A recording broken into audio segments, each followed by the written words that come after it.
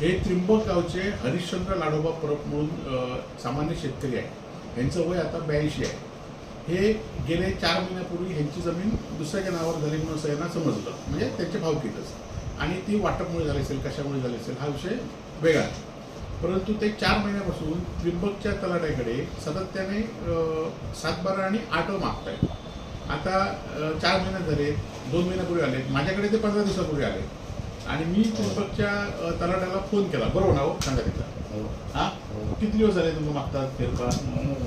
तिकडे बघा, तिकडे बघा, फेरफार किती दिवस झाले मागतात? 2-3 महिन्याचा चालू। हां, आणि मी त्याला 15 दिवसापूर्वी त्रिंबकच्या तलाट्याला फोन केला किंवा त्या माणसाची तलाठी 7/12 द्या, फेरफार द्या।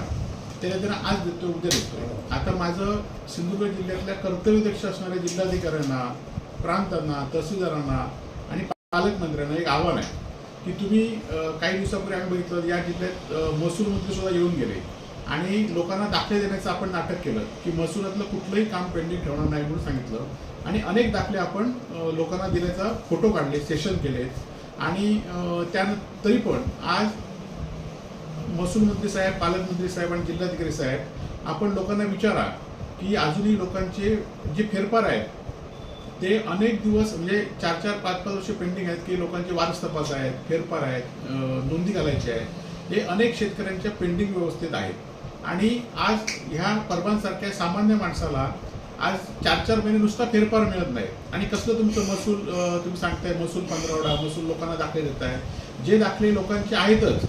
आज जातीचे दाखले किती पेंडिंग आहेत, आज भूमी अभिलेखकडे तुम्ही गेलात आणि भूमी अभिलेखमध्ये किती लोकांची पेंडिंग, तिथे पैसे भरून घेत नाहीत, पैसे भरून त्यांना नोंदणीची तारीख मिळत नाही, त्यांना एखादा नकाशा पाहिजे असला तर मिळत नाही, आणि त्यामुळे या संदर्भात अशा सामान्य माणसांचा आवाज तुम्ही कधीतरी ऐका। आणि हे जे महसुलातले गब्बर अधिकारी झालेले आहेत, जे फक्त ह्यांच्याकडनं तुमच्याकडनं काय अपेक्षा होती, त्यांची पैसे मागत होते, कोणाला पैसे मागितले ते तुम्ही 10,000 रुपये कोणाला घेतले? त्या शिपाया घेतल्या चिंदरकरांच्या बाहेर।